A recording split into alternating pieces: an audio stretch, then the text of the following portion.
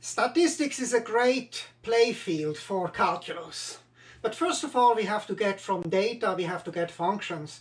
And I have here on the left, I have kind of just chosen 20 random data points. You see them here, this is the value of the data, and so this is the first data point, second data point, etc. And what we can do is we can build a histogram. So we can see how many data points have fallen in the interval from -3 to -2. So that would be here, so this is the blue. There are 3, so there are 3. So I make here a histogram bar.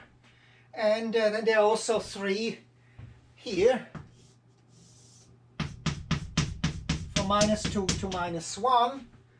And then the next bin has 5 points. 1, 2, 3, 4, 5. 5 points have fallen into this bin. Then 2, 4, 6 have gone into this bin here. So that's one more.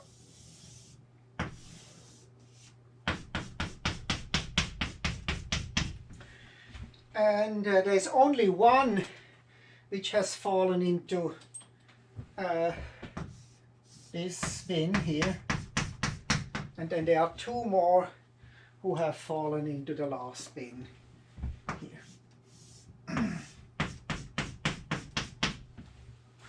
So we call this histogram.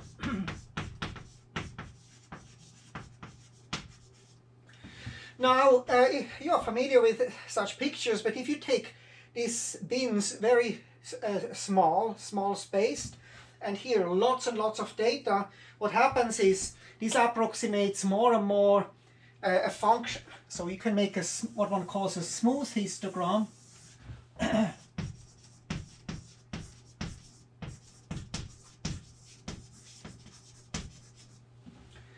Mathematica, for example, computes you that for any number of data, and it's a smoothed out version of this, and this becomes then the PDF, the probability density function. So here we generate random data and add them successively to the histogram. We also compute the smoothed out version of the histogram to the right. Then when we add more and more data, we get closer and closer to the normal distribution. So this data have been generated in the normal distribution, but the program doesn't know it, and kind of reconstructs the PDF. This is the way how we can get from data to functions. And the manga guide, that is another comic, another cartoon, explains this.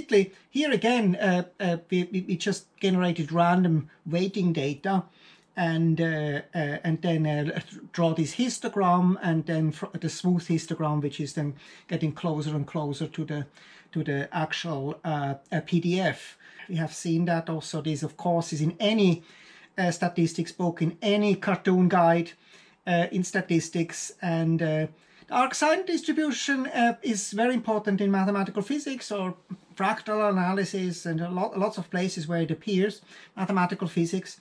And here we have generated data using with this distribution, and then we see that the histogram, and then we see also how this data generate a probability density function. So these are now 10,000 points.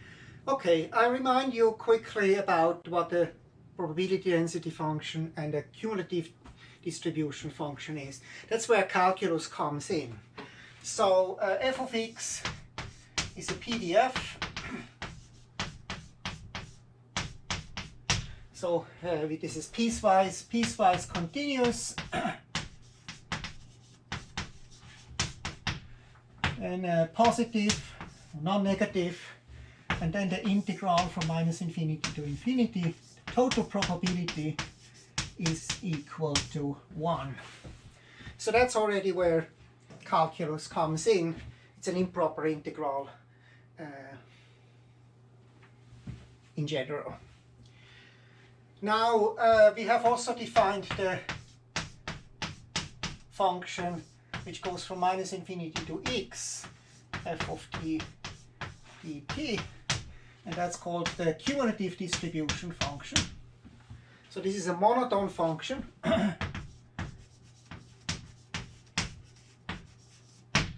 And so f of minus infinity is 0 and f of plus infinity is equal to 1. So this function is very handy because it can allows you to compute probabilities. So the probability that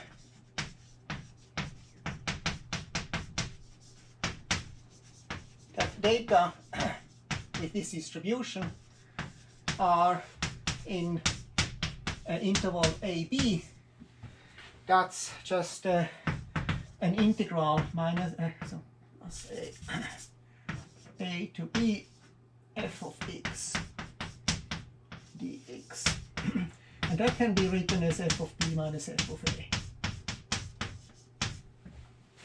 And that's just the fundamental theorem of calculus which comes in here.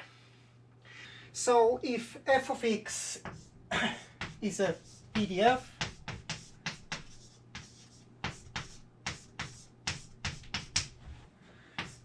then Mn is the integral from minus infinity to infinity x to the n f of x dx.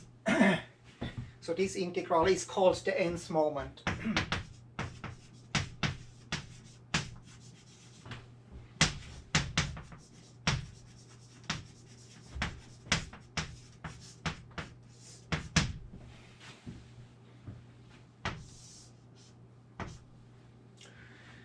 Very important notion in statistics, and say examples here, just things we have already seen. If you look at m0, so m0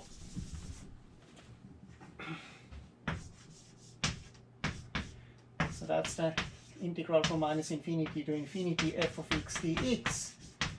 That's always 1 by definition of a PDF. Now m1 was very important too, minus infinity to infinity x times f of x dx. We can abbreviate this also, usually it's abbreviated as m for mean, so this is the mean, the expectation.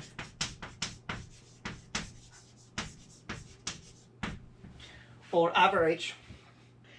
And then the second moment also plays an important role, but so m of 2. But let's just directly define the more important, the variance of f.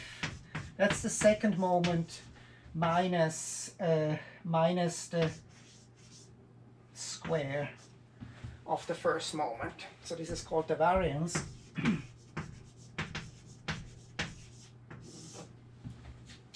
And then the square root of it is called the standard deviation.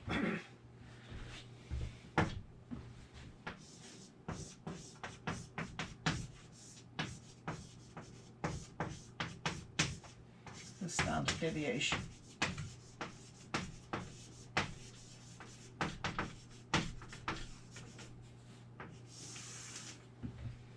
Probably one of the most important notions in statistics overall.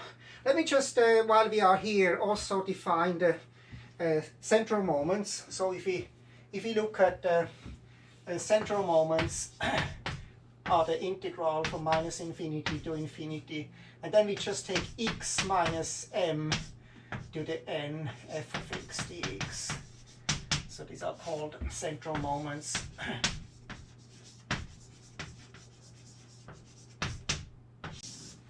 And then one can also standardize it. So if we have a Cn over sigma to the n, this is the standardized central moment.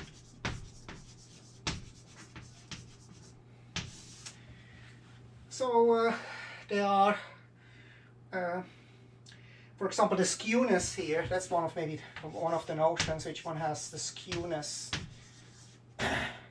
That's just one of these, the third standardized central moment. That's just C3 over sigma 3. So that is a notion which appears in statistics and kind of tells you a little bit how it differs from a symmetric distribution. Now, if we look at this problem, it suggests that you do integration by parts. And so the most natural thing you would want to do is to differentiate this and integrate that. That's what the Liate tells you to do. But that doesn't work because we don't know the antiderivative of this. This is the error function. So we have no idea about this antiderivative. We have no expressions about this. So we have to explore another possibility. And so what we do is, just in order that that works, we just take x and then we split it differently, e to the minus x squared half. Let's just do that. That integral. I just don't write the 1 over square root of 2 pi. I will later put it in again. But we have to compute that integral here. And so now we can differentiate this and integrate this because we have an antiderivative of that. So we use integration by parts. So we integrate first. We leave that same. So it's minus infinity to infinity. E to the minus x squared half with a negative sign.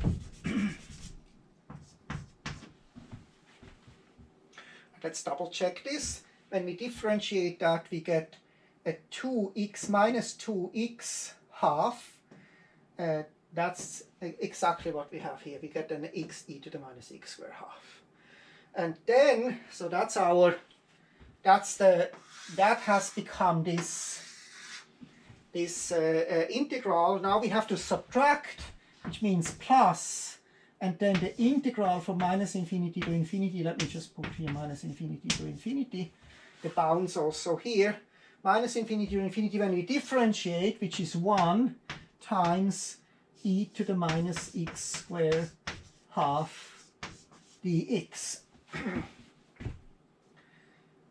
So that looks now quite good, because what happens here, if we put when we go with the limit t goes to infinity here, that wins over that. So that is equal to 0 here. That whole thing is equal to 0.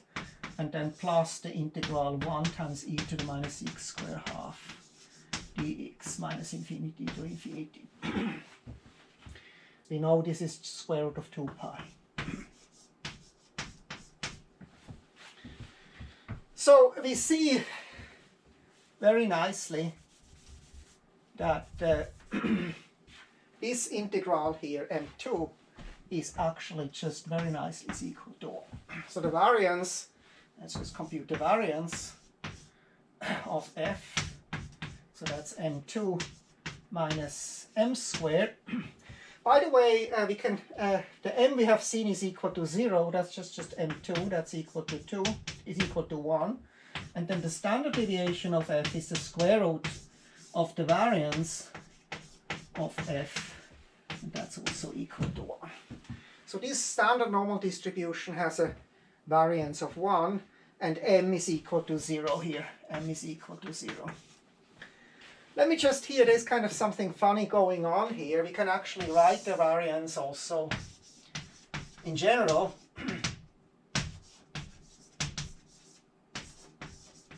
The variance of f as an integral from minus infinity to infinity, and then we have x minus m squared fx dx.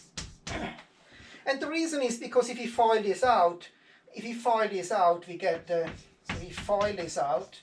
what we get is the integral x squared fx dx. So that's just m2. So that's just m2. I don't have a lot of space here, so this is m2. And then minus, and then 2 times the m times the integral minus infinity to infinity x times f of x dx. So that's the mean here. That's equal to m. And then comes the third part, and we FOIL it out. plus m squared, the integral minus infinity to infinity f of x dx. Now, we know what this is here. This is equal to 1. And we know what this is. This is equal to m. So we have m2 minus 2m squared plus m squared. So what we have is m2 minus m squared. So this central moment, second central moment, the variance, can be written using the second moment and the first moment, which is the expectation. Let's compute the variance of the Arcsine distribution. Remind you here, the Arcsine distribution has the probability density function, which is supported from -1 to 1, and it has kind of this funny shape here. There's more probability on the boundary. You can get them, you can generate them by just hitting sign of a random number. And let's just compute the variance here. So the variance is given by, so the mean was 0 here. The mean m is equal to 0. You have done that in the homework already. And then so the variance of f is actually just m2, because m is m squared, which is m2. So that's equal to the integral from -1 to 1, and then we have a, if you look up the function, so it's x squared, and there's a 1 over pi, and then square root of 1 minus x squared dx. So that's a beautiful problem, also integration problem. We have seen very similar things in the homework, maybe even done that in the homework, but what we have is we have to substitute here x is equal to sine u, dx is equal to cosine u du, and so if the square root of 1 minus x squared becomes just cosine u. So that's the trig substitution, and so we have a 1 over pi minus 1 to 1, and then if you look at the sine function, right? So we have done that already. U goes from minus pi half to pi half. So from minus pi half to pi half, and x squared is sine square u, and that's the cosine u, and then the cosine u du cancels away. So we have 1 over pi minus pi half to pi half. Sine square u we replace with 1 minus 1. We replace it with 1 minus cosine 2u half. Double angle formula.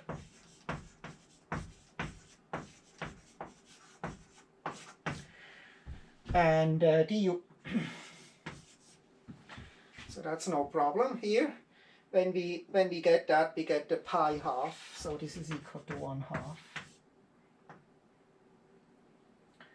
So let me just make it slower. 1 over pi, and then we have u half, and here we get minus sinus 2u fourth, evaluated from minus pi half to pi half.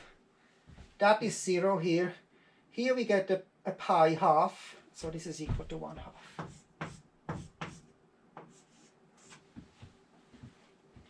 So that makes sense, right? If you look at the distribution, that's the variance, and then the standard deviation, that makes even more the standard deviation of f, that's just 1 over the square root of 2. So for the exponential distribution, we have already computed the mean. Let's just do it again. So the mean was just the integral from 0 to infinity x e to the minus x dx, which we do by integration by parts. So this is x times e to the minus x going from 0 to infinity. minus, so this is minus here, we have integrated here, and then plus the integral from 0 to infinity e to the minus 6 dx. So this is equal to 1, right? We have seen that that was actually just a total probability here, and that's when we put in 0 or infinity, we get 0 here. So this is 0. So this is equal to 1. So that's m, and let's just, this is also the first moment. The second moment is the integral from 0 to infinity x squared e to the minus 6 dx. So that allows us to practice a little bit tic-tac-toe, and let's just do that. So we take the x squared here, the e to the minus 6 here, and we write here the sign. And so 2x, 2, 0, minus e to the minus 6, e to the minus 6, minus e to the minus 6, plus, minus, plus. And now we can do tic-tac-toe. Tic-tac-toe. So the antiderivative is x minus x squared e to the minus x. And then also minus here. Minus x 2x e to the minus 6, and the last one is also minus 2 e to the minus 6. So that's the antiderivative here plus a constant, but then we evaluate it from 0 to infinity. And when we take infinity, everything goes away. If you put 0, and this goes away, and this goes away, and the only thing which doesn't go away is, so this goes away, this goes away, this doesn't go away, right, this doesn't go, this doesn't, when we take 0 here, we get just 2.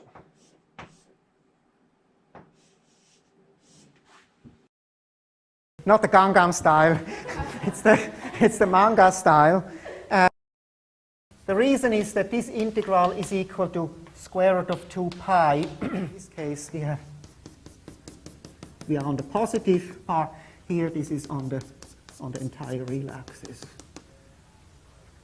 These are the most natural distribution. We can actually prove that they are the most natural ones.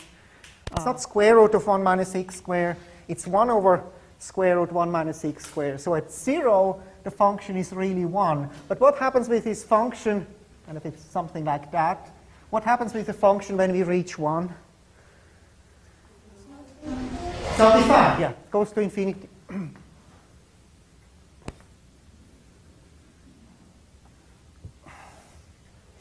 So this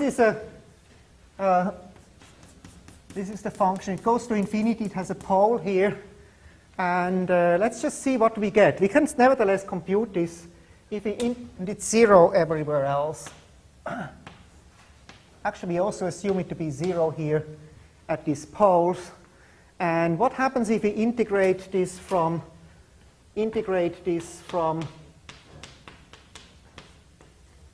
minus 1 to 1? Do substitution.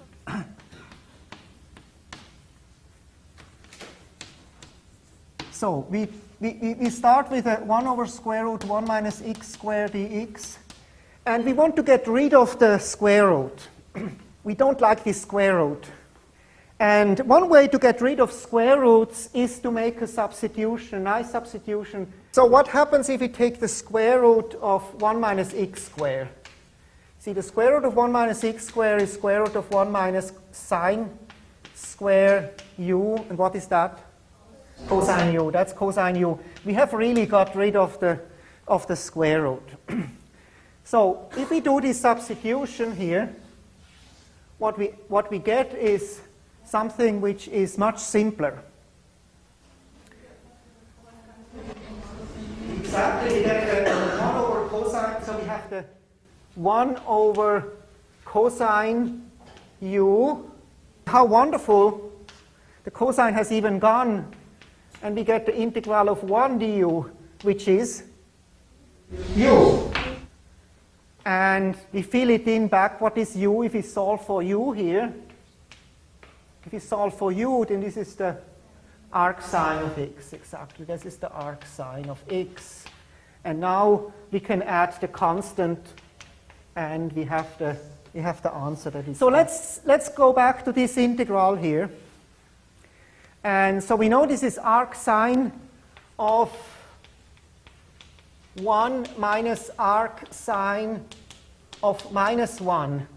Now, price question, what is the arcsine of 1? Pi over 2. Very good. Pi over 2. We know the sine function, right? Sine function takes the value 1 at pi half.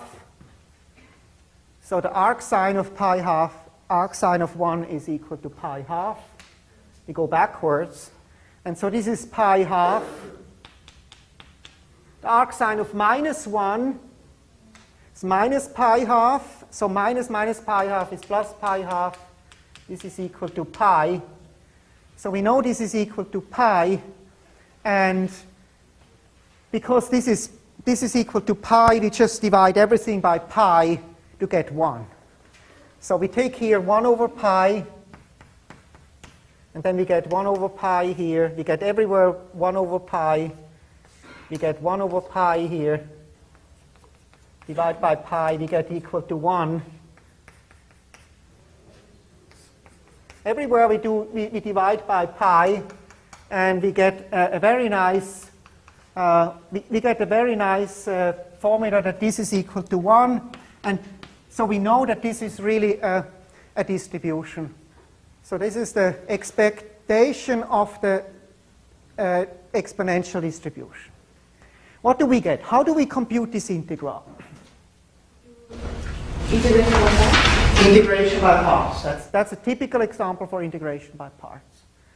So this is an integration by parts problem.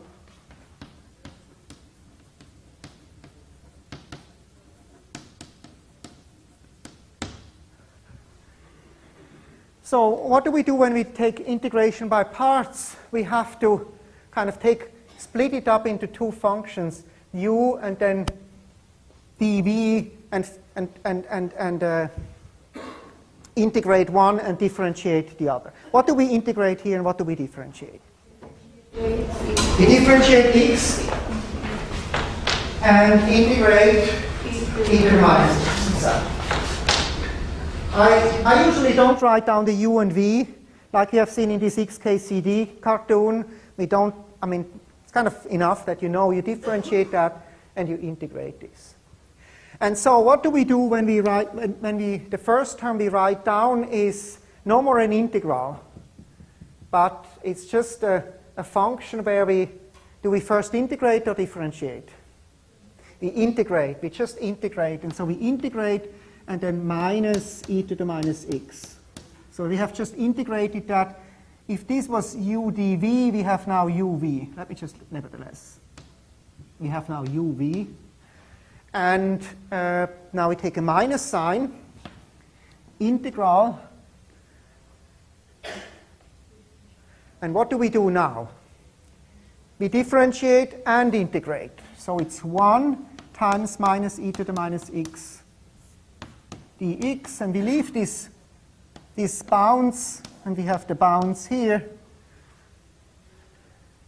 So this is then the, if you want to use, this is the v du.